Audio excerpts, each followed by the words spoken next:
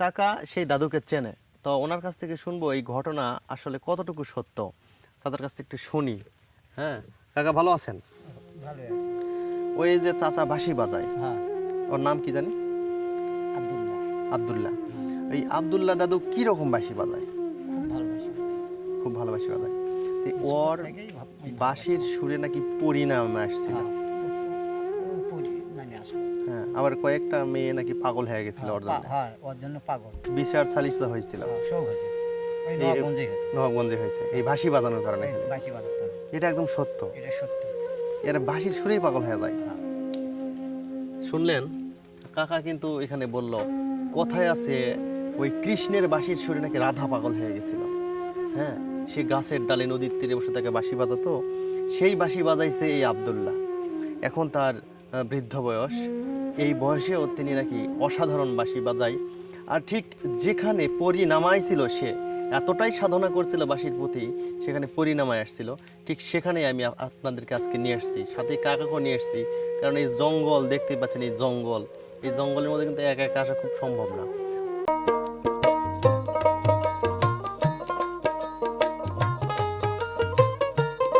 ধরো আমাকে এখন যে জঙ্গলে দেখতে পাচ্ছেন, এটা কিন্তু বিশাল গহীন শালবন। এই শালবনের মধ্যেই বাঁশি বাজিয়েছিলেন এক দাদু। আর দাদুর বয়স তখন ছিল খুবই ইয়াং, মানে যুবক বয়সে বাঁশি বাজিয়ে এই বনের মধ্যে নাকি পরী নেমে এসেছিল। সেই পরীর সন্ধানে এবার খুঁজে চলেছি, সঙ্গে দাদুকেও খুঁজে বের করব। দেখি আজকে সেই দাদু বাঁশি বাজিয়ে পরীকে নেমে নিয়ে আসতে পারে কিনা। এই সন্ধানে আসা সম্পূর্ণ ভিডিও জুড়ে আমার সঙ্গে থাকবেন। আপনাদেরকে দেখানোর চেষ্টা করব দাদু কিভাবে বাঁশি বাজিয়ে উপর থেকে পরী নামিয়ে নিয়ে এসেছিল। সেই পরীর সন্ধানে এখন আমি এই গহীন জঙ্গলে। দেখতেই পাচ্ছেন, এটা কিন্তু সেই দিনাজপুরের নবাবগঞ্জ উপজেলায় এই শালবন। চারিদিকে 5 কিলোমিটার বিস্তীর্ণ এলাকা জুড়ে এই শালবন গঠিত হয়েছে। ঠিক বন্ধুরা, আমি পবিত্র মজুমদার, আমার নতুন আরও একটা ভিডিওতে আপনাদেরকে স্বাগতম। আজকে আমি আপনাদেরকে নিয়ে এসেছি দিনাজপুর জেলার নবাবগঞ্জ উপজেলায়। দিনাজপুর জেলার নবাবগঞ্জ উপজেলায় 12 বছরের যুবক আব্দুল্লাহ মোহন বাঁশির সুরে আকাশ থেকে নেমে নিয়ে এসেছিল পরী। যে বাঁশি ছিল সনাতন ধর্মের শ্রীকৃষ্ণের হাতে, শ্রীকৃষ্ণ বাঁশি বাজিয়ে রাধাকে পাগল করে ফেলেছিল। ঠিক সেই বাঁশি যেন বাজিয়েছে এই নবাবগঞ্জের আব্দুল্লাহ। এই শালবনের ভিতরে গভীর রাতে বাঁশি বাজানোর কারণে উপর থেকে নেমে এসেছিল পরী। তার কাছ থেকে বাঁশির সুর শুনে পরী যখন চলে যায়, তখন আব্দুল্লাহ জ্ঞান হারিয়ে এই বনে সারা রাত শুয়েছিল। ভোরবেলা ঘুম থেকে উঠে তাকে উদ্ধার করে নাকি এই আশেপাশের লোকজনেরা।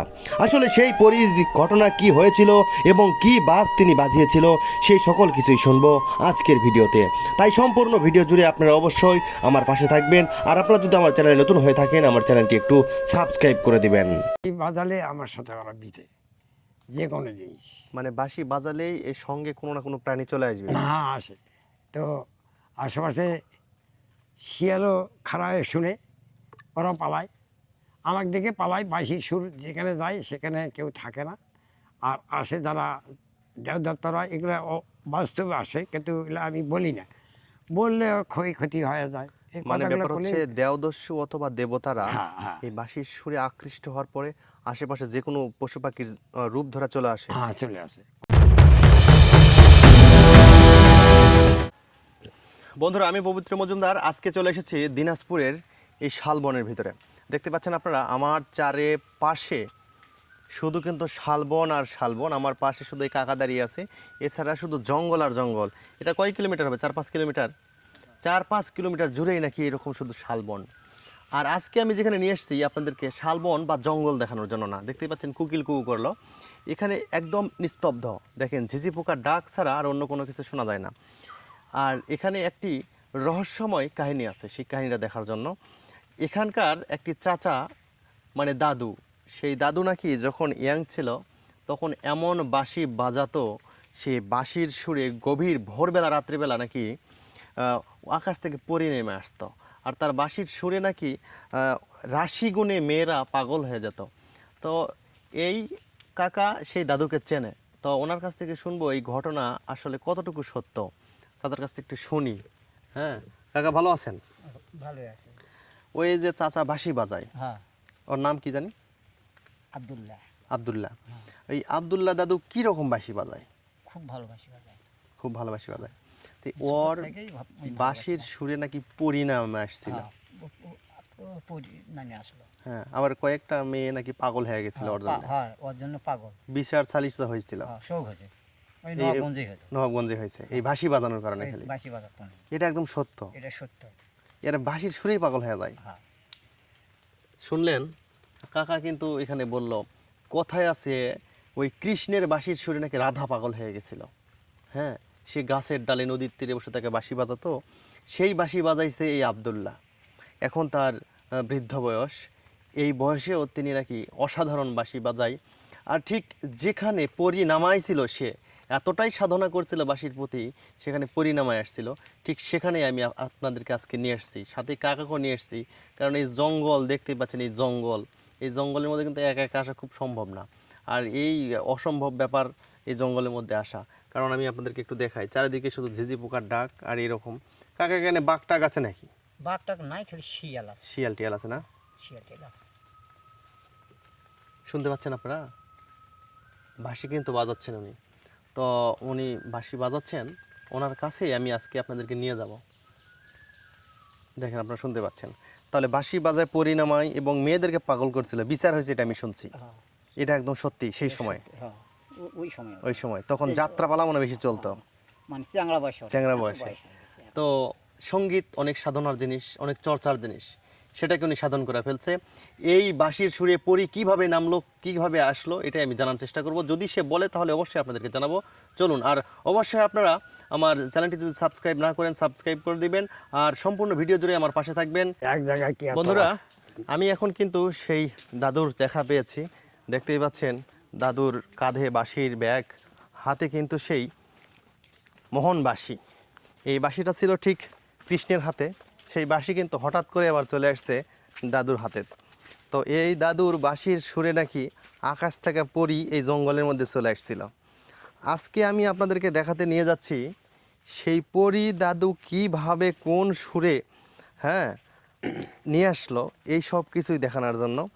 আবার এই দাদু নাকি যখন ইয়াং ছিল, মানে যুবক ছিল, তখন তার বাঁশির সুরে নাকি আশেপাশের সুন্দরী যুবতী মেয়েরা পাগল হয়ে যেত। এমনকি দাদুর বাড়িতে পর্যন্ত নাকি সুন্দরী মেয়েরা চলে আসতো। তাও এই সব কিছুই এই দাদুর কাছ থেকে শুনবো। আমরা কিন্তু ঠিক সেই গল্প, সেই বাঁশির সুর শোনার জন্য, সেই পরীকে দেখার জন্য গহীন জঙ্গলের মধ্যে চলে এসেছি। সঙ্গে কিন্তু আমার বড় ভাইকেও সাথে করে নিয়ে এসেছি। হ্যাঁ, আমরা এখন যাচ্ছি কিন্তু সেই দাদুর সঙ্গে জঙ্গলের ভিতরে। কিন্তু একটু ভয় ভয় লাগতেছে, কারণ চারিদিকে জঙ্গল, হ্যাঁ, শালবন, কোনো লোকজন নাই, আমরাই যাচ্ছি। তো দেখি কত দূর আমরা যেতে পারি। দাদু, আর কত দূর? এখানে করো, এখানে না, আর একটু আরেকটু ওখানে যান। তো এর জন্য দাদু যে সাধনা করবে, সাধনার পর যে বাঁশিটা বাজাবেন, এর জন্য একটা জায়গা নির্ধারণ করতে হবে। তো সেই জায়গাটা মোটামুটি মানসম্মত এবং পরিষ্কার পরিচ্ছন্ন হতে হবে।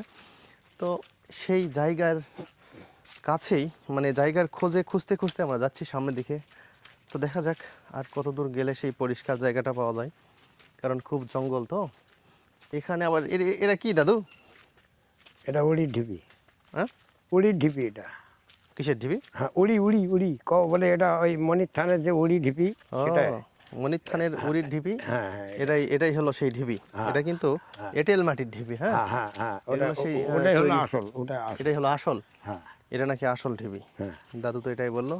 তো এখানে আমাদের এবার সাধনার তন্ত্রে মন্ত্রের যে মোহন বাঁশির সুর, সেটাই কিন্তু শুরু হতে যাচ্ছে।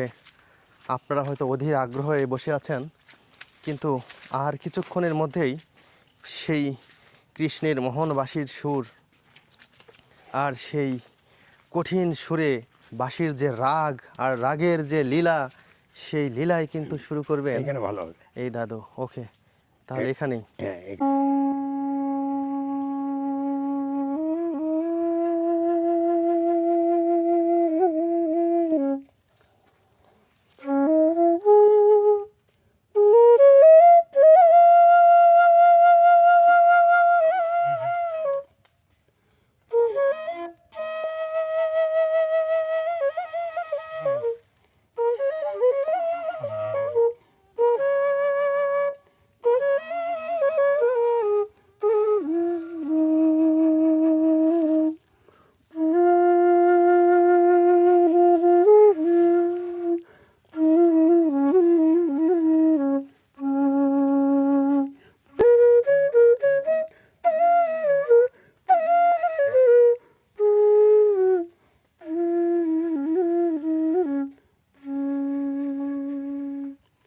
অসাধারণ দাদু, অসাধারণ। এইরকম সুরেই মনে হয় পরি আসছিল, তাই না? জি, জি। হ্যাঁ, এরকম। এটা কিন্তু অসাধারণ সুর ছিল। আর এটা যদি একটু গভীর রাতে বাজানো যায় হ্যাঁ, তাহলে ওটা বুঝতেই পারতেছেন কি হতে এই পারে। সুর, এই সুর, এই কারো সুর। কিন্তু বউ আর বাড়িতে থাকবে না, বুঝতেই না, পারতেছেন। না, এটা দেখেন পুরাই কিন্তু, এই দেখেন আমার অর্ধেক, মানে আমি 5 ফিট 6 ইঞ্চি। এই বাঁশিটা তার মানে ও কত হলো ভাই তাহলে? ওই যত হয় তত। হ্যাঁ, এত বড় একটা বাঁশি এই বয়সে বাজাচ্ছেন তো দাদু, মানে জি। কত বছর বয়স থেকে এই বাঁশি বাজান? এই বাঁশিটা আমি বাজাই, আমার বয়স তখন ছিল 12 বছর। এই 12 বছর পর তখন আমি এই বাঁশিটা এক আকালের থেকে চাইছিলাম, আমাকে দেয়নি। হ্যাঁ, আমি রাগ করে ভাতের চাউল বিক্রি করে আমি এই বাঁশি কেনার জন্য হাটে যাই, মেলায়। হ্যাঁ, মেলায় যাই, আমি 50 পয়সা দিয়ে একটা বাঁশি নিয়ে আসছি। সেই বাঁশি সুর ওইটা যখন বাজাই তখন আমার বাবা মা আমাকে গালায়। হুম, আমার বাবা মার দোষ নাই, আমি লেখাপড়া করতে পারি না, শুধু বাঁশিটাই আমি ছোটোবেলা থেকে চর্চা করছি। হুম। এবং আমার এই ব্যবসাটাই হলো এই বাঁশির। আচ্ছা, এই ছেলে মেয়ে এই বাঁশি দিয়েই আমি অনেক কিছু। আপনি যে ওই 50 পয়সার বাঁশি, ওটা কি আছে এখন? সেটা শেষ হয়ে গেছে, এখন থাকে। আমার তো এখন 75 বছর, 76, 77, 78 বছর বয়স চলে। তাহলে 78 বছর যদি বয়স হয় তাহলে 60 বছর বাঁশি বাজানোর অভিজ্ঞতা। হ্যাঁ, অভিজ্ঞতা। আচ্ছা, তো আরেকটা কথা, সেটা হলো যেই বাঁশিতে পরিণাম ছিল সেটা কোনটা? সেইটা এই যে ডি সার্ভের বাঁশি, এই ডি সার্ভের বাঁশি দিয়ে আমি তখন এরকম চিকন বাঁশি না হলে তো ওই সুর আসবে না। আসবে না। এই যে দাদুর বাঁশি, এই বাঁশি শুনে কিন্তু পরি আসছিল। সেই বাঁশিটা এবার আমি হাতে নিলাম। দেখা যাক, পরি না নিয়ে আসতে পারি, বাচ্চা পরি নিয়ে আসতে পারলেও কিন্তু লাভ আছে। আর ভাইয়াকে কিন্তু দিছি এবার আমার ক্যামেরাটা। এখন দেখা যাক, চেষ্টা করি পরি নিয়ে আসা যায় কিনা। হ্যাঁ, তো সবাই একটু আমার জন্য দোয়া করবেন, আশীর্বাদ করবেন।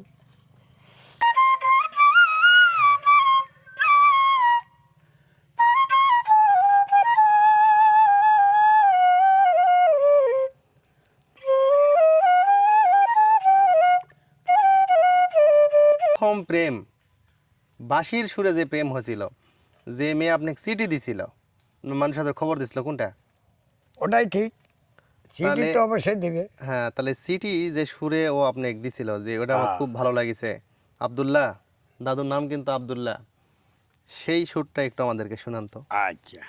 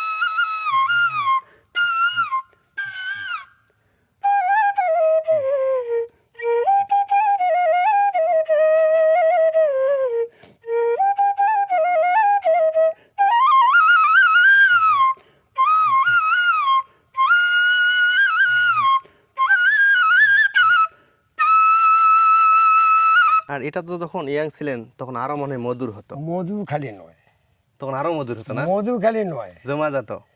আমি যে সুরটা বাজাই এখনো, হ্যাঁ, আমার সুর হলো সব মিষ্টি, সব মিষ্টি। অন্য কোনো থুথু আমার পাবেন না। আচ্ছা, এই বংশীবাদক তো বহু কিছু দেখছেন, হ্যাঁ, কিন্তু এই বয়সে আমার বয়স এখন 78 এই চলছে। বয়সে বংশীবাদক আর নাই। এখন আমার বয়সের মতো বয়স্ক লোক এরকম করে বাঁশি বাজবা গেলে অক্ত আমার কাছে আসতে হবে। মুখ দিয়ে রক্ত উঠে যাওয়া লাগবে। এখন কথা হচ্ছে, প্রথম আপনি কি এই বাঁশির সুর শোনা আপনার এই প্রেমিকা আসা কি বললো? প্রেমিকায় তো আমাকে আসছে এবং তাকেও আমি নিয়েছিও। নিয়েই নিছেন হ্যাঁ তাক নিচি, এখন আমার ছেলে হচ্ছে 2টা। 2টা? জি। মানে যেই মাল বাড়িতে আছে ওটাই তাহলে ওইটাই আমার প্রেমিকা। এই বাসিতে চলে ও আসছে? তো বাপ মা দিবেই না, আমি আচ্ছা জোর আচ্ছা, করে নিই। এই ঘটনাটা একটু বলেন তো। আমার তো বিয়া দিবেই না ওরা। হ্যাঁ যুদ্ধের পরে আমি ওই এই বাঁশি বাজাই। হ্যাঁ। আমার তো বাঁশি আচ্ছা, লাগে। বাঁশিটা মূলত পক্ষে কোথায় বসে থাকে আগে বাজাতেন আপনি? আমি জঙ্গলে এই যেখানে সেখানে আমি বাজাই, পাথারে আথারে, মানে যেখানে সেখানে বাজাই। আচ্ছা, এই বাজাতে বাজাতে তখন তো মনে করো যে যাত্রা বাড়িটা আসে আমার ওই ডাকলো ডাকলো, যে প্রোগ্রাম তখন করতে হবে। হ্যাঁ, যাত্রা তখন গেলাম। হ্যাঁ যাত্রাতে গেলাম, যাত্রা করতে করতে তখন তো আবার চলে গেলাম অন্য অন্য শিল্পী, যে বাউলের শিল্পীগুলো ওরা ডাকে, তখন গেলাম। হ্যাঁ। তো ওগুলা দিয়েই বেশ ভালো দিন যাইতো। ইনকাম শুরু হয়ে গেল তখন? হ্যাঁ, খুব ইনকাম হতো। এখন বাধ্য হয়ে এখন আর কি করা, আমি তখন তো চলে গেলাম ভারতে। যুদ্ধের সময়? হ্যাঁ, যুদ্ধের টাইমে নাই, যুদ্ধেরও আগে গেছি, হ্যাঁ যুদ্ধেরও আগে গেছি। হ্যাঁ। তারপরে তখন তো মানে খোলা মাঠে যাওয়া খোলা আসা। মাঠে যাওয়া মানে পায়ে হেঁটে চলে গেল? তো ওখানে আমাকে সব শিল্পীরা, ভারতের শিল্পীরা যতগুলো শিল্পী আছে হ্যাঁ তারা ভালোই চেনে আমাকে। হ্যাঁ বরঞ্চ আমার ওখানে যারা আমার এই বাজিয়ে সেটের ভিতর হ্যাঁ কিবোর্ড মাস্টার, হ্যাঁ। দোতরা, আমি নিজে দোতরা বাজাই এবং বাঁশিও বাজাই। দোতারা বাজাতে পারেন? জি। আচ্ছা, টং টং আর দোতারা আছে আপনার কাছে? না, দোতরা আমার কাছে নাই, এখন ছেলে মেয়ে বিয়ে দিচ্ছি তো ওই জন্য আমি বাজাই না দোতরা। আমি যেটা বাজাই সব ভাইয়া গানের সুর ও বাজাই। আচ্ছা আচ্ছা। তাহলে আমি একটা সুর আপনাদের শুনাই, আচ্ছা ভাইয়া সুর, সুর। হ্যাঁ ভয়া সুর শুনবো। তার আগে আরেকটা কথা আপনি আমরা মিস করে গেলাম, সেটা হচ্ছে যে আমার দিদা হ্যাঁ, যে সুরে পাগল হলো সেই সুর তো আমরা শুনলাম। তো প্রথমে দিদা আপনি কি বলছিল এটা মনে আছে আপনার? না প্রথমে আমার আমার মনে আছে, কি বলছিল বলেন তো? আমার বলছে যে তোমার যে বাঁশিগুলা হ্যাঁ। তুমি এখনো, এখন ছোটবেলার বাবা হয়ে গেছে, এখন বাদ দিলে হয় না, এই সুর দিয়ে তো তুমি অনেক কিছুই করলা, হ্যাঁ, আর বাদ দিয়ে দিলে। এখন বাদ দিতে বলতেছি। হ্যাঁ, তা আমি বলছি যে আমি এটা ছাড়তে পারবো না, আমি যদি মারাও যাই হ্যাঁ। তো বাঁশিগুলো আমার কাছে নিয়ে আসি দিয়ে যান। আচ্ছা, কবরের মধ্যেই রাখবো? তো সবাই গালায়, আচ্ছা। হ্যাঁ বাঁশি থুয়া যাবে। না, কিন্তু এখানে আমার প্রশ্নটা সেটা না। আমার প্রশ্নটা হচ্ছে যেই দিন এই সুরটা শোনালেন হ্যাঁ। সেই সুরে তো আমার দিদা দেখা করছিল আপনার সঙ্গে 10 দিন পরে অথবা 10 মাস পরে। সেই দিন প্রথম উনি কি বলছিল আপনাকে? না, জানে যে আমার স্বামী তো বাঁশি বাজায়। আরে তখন তো স্বামী ছিল না আপনার? না, পরে যখন বিয়ে করি তখন আমাকে বলছে। হ্যাঁ, তখন কি বললো যে তোমার এই না। বাসিটা আমার খুব ভালো লাগছিল? ভালো লাগছে। আই লাভ ইউ ইংরেজিতে বলছিল না I বাংলাতে? love you না, ও কথাটা তো কওয়া যাবে না। অন্য ছেলে মেয়েরা আমরা। আচ্ছা আচ্ছা, ওটা কওয়া যাবে না দাদা। বলা যাবে না না? আচ্ছা ঠিক আছে। দেখেন, সবচাইতে বড় কথা হলো এই বয়সে দাদুর 78 বছর বয়স, এই সাধনা অনেকেই ছেড়ে দিয়েছে। হ্যাঁ, আবার আরেকটা কথা আছে, দাদু বাঁশি বাজালে নাকি দাঁত পুরো যায়। দাঁত তো থাকবে না, তো দাঁত না থাকাও তো আপনি বাজাচ্ছেন। আমি বাজাচ্ছি আমার ক্যাপাসিটির মধ্যে। দেখেন ক্যাপাসিটিতে নাকি সে বাজাচ্ছে, মানে দাঁত কিন্তু দাদুরও পড়ে গেছে, তারপরে ও সুর বাঁশির কমেনি। বাঁশির যে একটা রাগ, হ্যাঁ, এই রাগ কিন্তু দাদুর কাছ থেকে এখনো কেউ কেড়ে নিতে পারেনি। না এখন পর্যন্ত সে এই বাঁশিটা ধরে রেখেছে। তা শুনেন কি শোনাইতেছিলেন আর একটা, সেটা একটু শুনি আপনার কাছ থেকে। আচ্ছা, তাহলে একটা আমি আপনাদেরকে একটা, ছোটোবেলায় তখন আমি যখন 12 বছর পর যখন বাঁশি ধরি, তখন আমার যখন 16 বছর হয়ে যায়, তখন আমি একটা ছায়াছবি গান আমার রেডিওতে শুনছিলাম। হ্যাঁ, তা ছায়াছবির গানটা আপনার কাছে আমি পেশ করবো, যে আমার রেঞ্জার খুলে দিয়েছি, যা কিছু কথা ছিল আমি ভুলে গিয়েছি, বাহ বাহ বাহ বাহ বাহ। এই গানটাই আমি তোমাদের শোনাবো। এটা ছায়াছবি গান, এটা হলো আব্দুল আলমের গান। ওকে।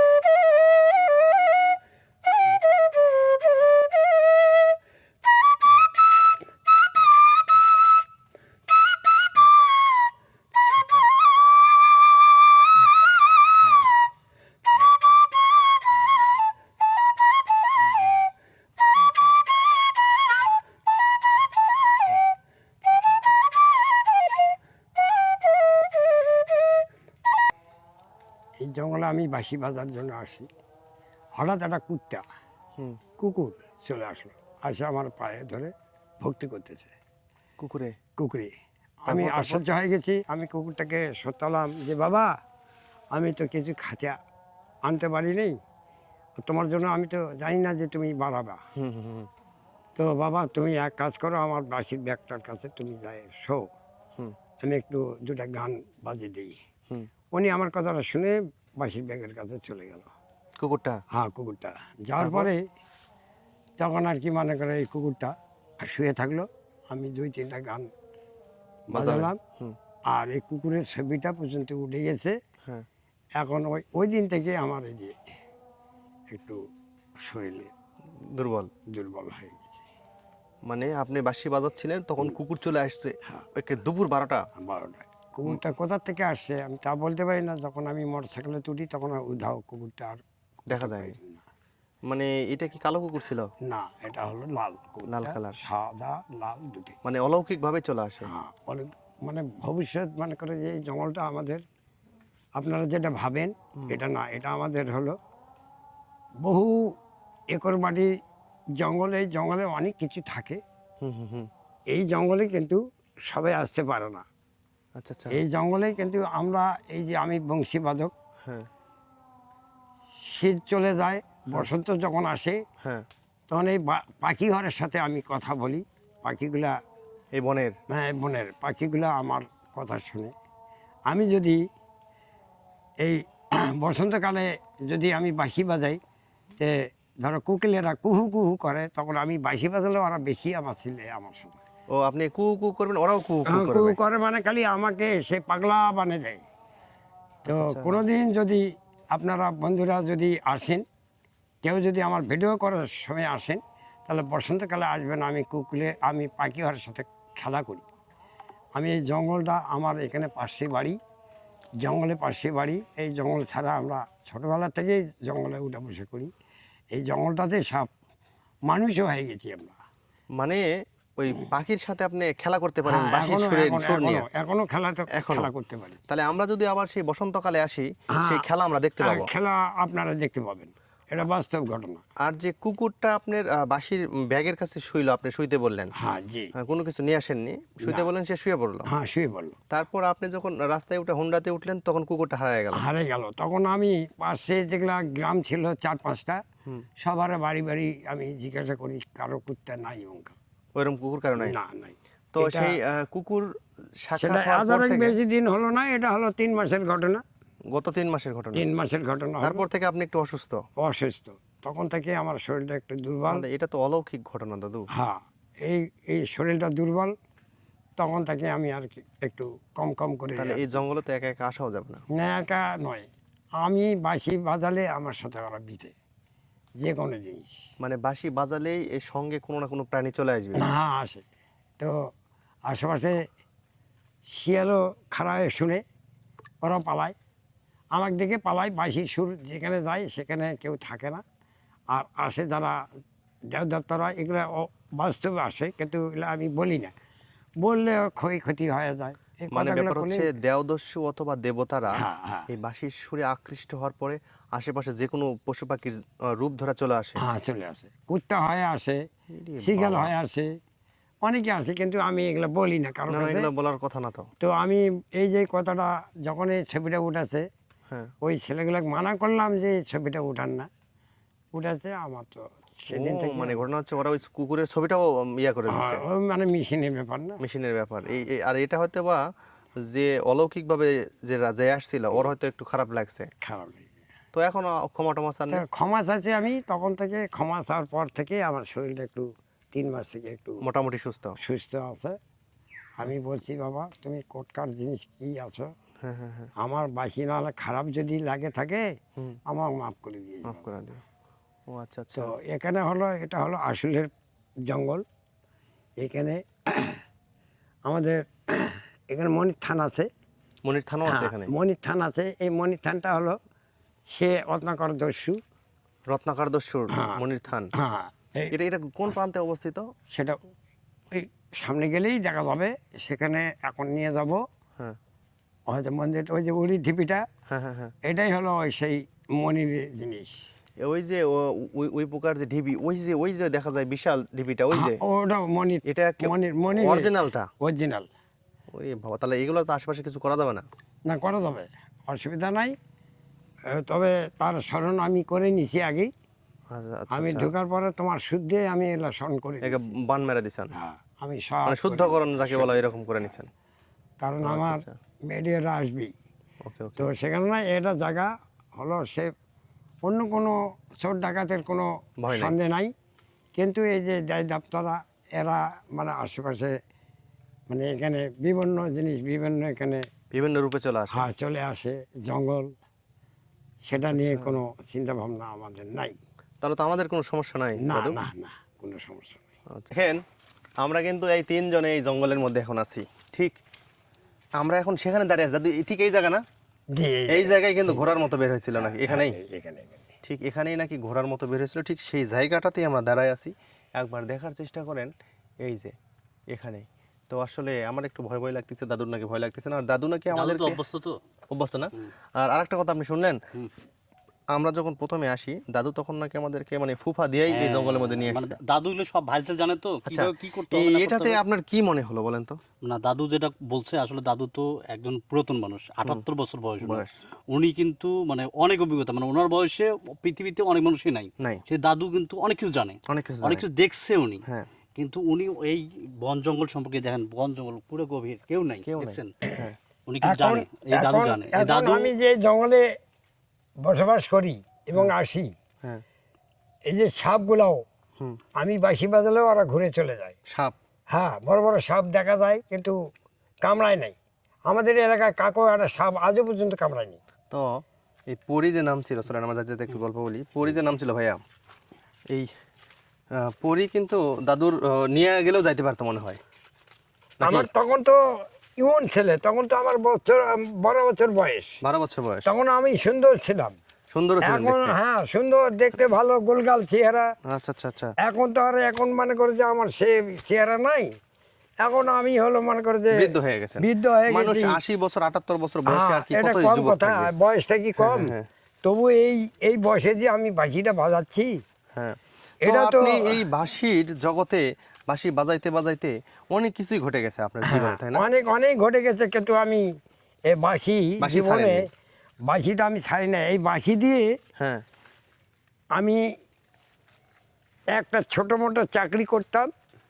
এই চাকরি দিয়েও এই বাঁশি দিয়েও আমার অনেকেই প্রেমিকারা আমার সাথে খুব সম্পর্কে গড়া জড়ায় যায়। হ্যাঁ, মানে স্কুলের ছাত্র ছাত্রীরা হুম হুম হুম। এই যে আমার এই বাঁশি শোনার জন্য সে নাউরাল হয়ে চলে আসে, আচ্ছা, ওই আচ্ছা। লেখাপড়া বাদ দিয়ে লেখাপড়া বাদ দিয়ে এরা শোনার জন্য। মানে এতই বাঁশির রাগ। হ্যাঁ, তখন আর একটা জিনিস হ্যাঁ, আমি মিস্টেক করে গেলাম দাদু, জি।